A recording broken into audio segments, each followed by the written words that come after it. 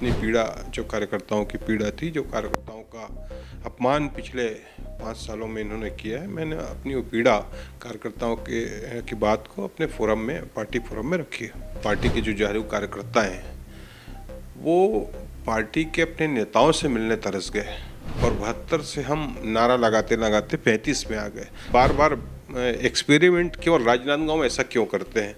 नमस्कार, छत्तीसगढ़ तक में आपका स्वागत है। मैं हूं परमानंद रजक।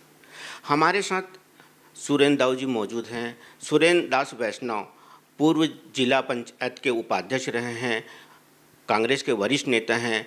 इन्होंने भरे मंच में भूपेश बघेल को खरी खोटी सुनाया है, अपना दर्द झलकाया है। आइए जानते हैं क्या नाराज़गी रही है। जी बताएं, क्या नाराज़गी रही है? सबसे पहले आप सभी को, आपके माध्यम से मैं चैनल के आप सभी को नमस्कार करता हूं।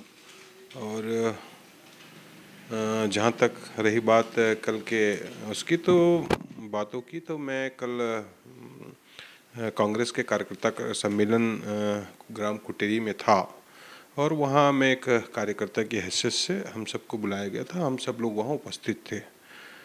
मंच में सारे वक्ताओं ने अपनी अपनी बात रखी, तो इस तारतम्य में मुझको भी वहाँ पर बुलाया गया और मैंने भी अपनी बात वहाँ रखी। अपनी पीड़ा, जो कार्यकर्ताओं की पीड़ा थी, जो कार्यकर्ताओं का अपमान पिछले 5 सालों में इन्होंने किया है, मैंने अपनी वो पीड़ा कार्यकर्ताओं की बात को अपने फोरम में, पार्टी फोरम में रखी है। जी, आपने ये भी कहा है कि इन 5 सालों में कार्यकर्ताओं का सम्मान नहीं हुआ है, एक भी काम नहीं हुआ है। जी, मैंने मैंने मैंने जहाँ तक पूरे 5 सालों में देखा है कि पार्टी के जो एक्चुअल जो लोग हैं, पार्टी के जो जागरूक कार्यकर्ता हैं, वो पार्टी के अपने नेताओं से मिलने तरस गए। और मैं तो ये बात भी कहता हूँ कि हम यहीं चूक गए। हम 72 सीट, प्रदेश की जनता ने हमको आशीर्वाद, भरपूर आशीर्वाद दिया था। 90 में 72 सीट हम पाए थे और 72 से हम नारा लगाते लगाते 35 में आ गए। तो मुझको लगता है कि मेरी ये बातें या कार्यकर्ताओं की जो पीड़ा है वो कहीं कोई गलत नहीं है। हम में कहीं ना कहीं कोई कमजोरी या कोई खोट रही होगी, तब हम आज सत्ता से जो उतर कर आज विपक्ष में बैठ गए।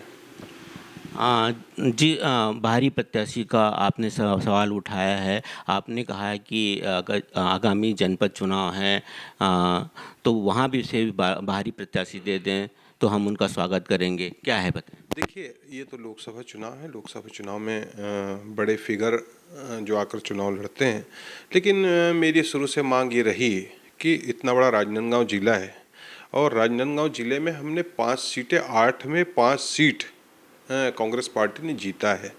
तो मुझको लगता है कि पार्टी में ऐसे कहीं ना कहीं तो कोई काबिल व्यक्ति होगा जो लोकसभा चुनाव लड़ सकता है, पहली बात। दूसरी बात ये है कि मैं राजनांदगांव विधानसभा का एक छोटा सा कार्यकर्ता हूँ और पिछले मैं 10 वर्षों से ये बात को देख रहा हूँ। पिछले चुनाव में श्रीमती करुणा शुक्ला जी को लाकर यहाँ पे प्रत्याशी बनाया गया। हम सब पार्टी के लोगों ने उनको तन मन और धन से उनके लिए काम किया। परिणाम ये हुआ कि हम 15,000 वोटों से फिर भी डॉक्टर रमन से हार गए चुनाव। चलिए ठीक है, एक बार पंचवर्षीय निकल गया, फिर 5 साल आया। इस बार कार्यकर्ताओं ने सोचा कि हमारे बीच का कोई व्यक्ति आएगा जो हमारे सुख दुख में हमारे साथ रहेगा, और सारे लोगों ने फिर 5 साल रगड़ के मेहनत किया और फिर इस बीच में अंत में गिरीश देवांगन को प्रत्याशी बनाया गया। मैं यहाँ ये भी उल्लेख करना चाहूँगा कि गिरीश देवांगन का आपको याद होगा कि क्षेत्र में भारी विरोध हुआ था। मीटिंग भी हुई थी 72 गांव में, जहाँ मुझको भी बुलाया गया था। उसके बाद भी हम सारे लोगों ने मिल के उस बात को ख़त्म किया और सब लोगों ने मिल के काम किया। लेकिन आखिर जनता, हम सबके लिए जनता शिरोधार्य है और जनता ने आज उसका परिणाम ये हुआ कि 45-46 हज़ार करीब नोटों से हम फिर चुनाव हार गए। तो मेरा ये कहना था कि हम बार बार एक्सपेरिमेंट केवल राजनांदगांव में ऐसा क्यों करते हैं? राजनांदगांव के कार्यकर्ताओं का, राजनांदगांव के जो नेता हैं, उनको हम कमज़ोर क्यों आंकते हैं? तो मेरी तो शुरू से मांग रही है कि राजनांदगांव के लोगों को, राजनांदगांव के कार्यकर्ताओं को ही सम्मान मिलना चाहिए और इनको ही प्रत्याशी बनाकर चुनाव लड़ना चाहिए था।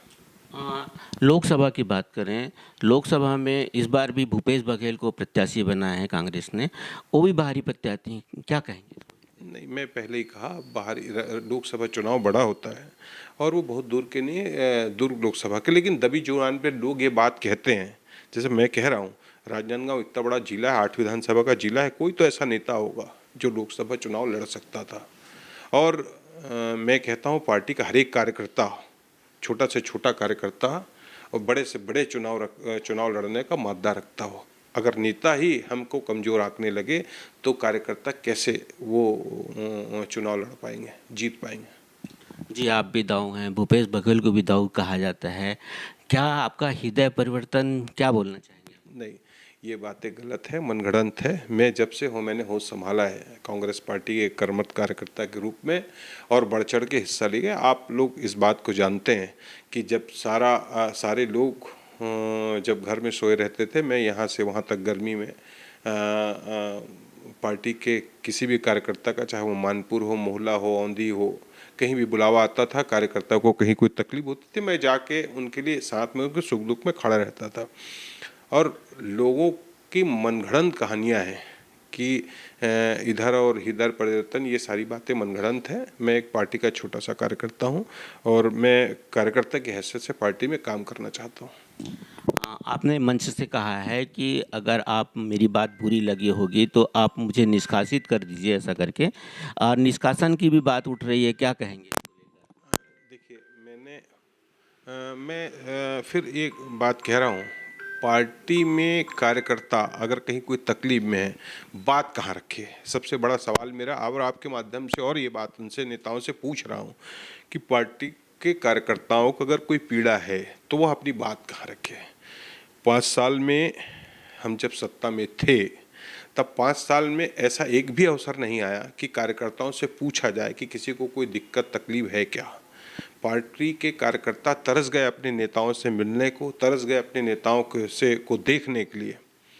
तो मुझको लगा कि पार्टी फोरम में कल चूँकि पार्टी के कार्यकर्ता सम्मेलन की बात थी, तो मुझको लगा कि पार्टी फोरम है और मुझको अपनी बात रखनी चाहिए, तो मैंने अपनी बात रखी है। ये जो आप मुख्यमंत्री से नहीं मिल पाए, पूर्व मुख्यमंत्री से नहीं मिल पाए उनके कार्यकाल के दौरान, तो कहीं पार्टी की गुटबाजी रही हो या आपको किनारा करने की बात की रही हो?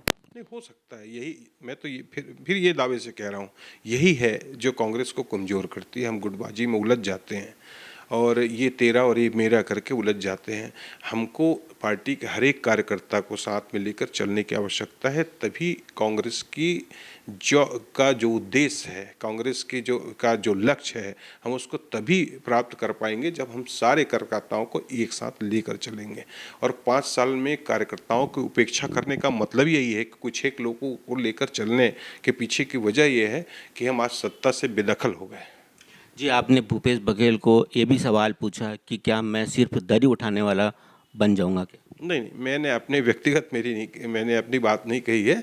कार्यकर्ता मैंने कहा है, कार्यकर्ता केवल देखिए, विधानसभा चुनाव बाहर का आदमी आके लड़ता है, लोकसभा चुनाव बाहर का आदमी लड़ता है।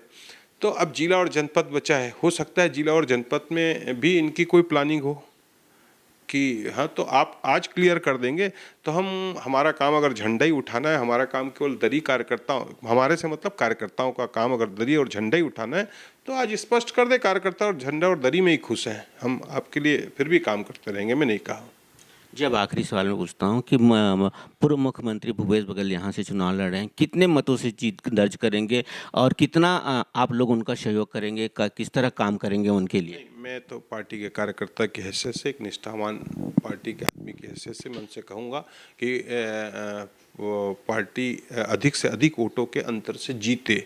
लेकिन फिर यहाँ कह रहा हूँ, झूठ बोलना मेरी प्रकृति में नहीं है। किसी को ज़बरदस्ती ये कह दूँ कि नहीं आप इतने लाख वोटों से जीत रहे हैं, 2 लाख 5 लाख, में ये कहना नहीं चाहता। जीतने के लिए हमको कड़ी मेहनत करनी पड़ेगी। कार्यकर्ताओं की नाराज़गी को हमको बैठा के समझना पड़ेगा, सुलझाना पड़ेगा और इस बात का विश्वास दिलाना पड़ेगा कि भविष्य में इस बात की पुनरावृत्ति न हो। तभी आपके साथ कार्यकर्ता चल पाएंगे और तभी हम चुनाव को जीत पाएंगे। बस।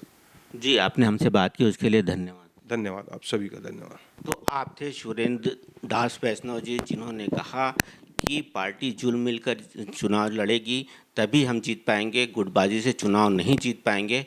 परमानंद रजक, छत्तीसगढ़ तक, राजनांदगांव।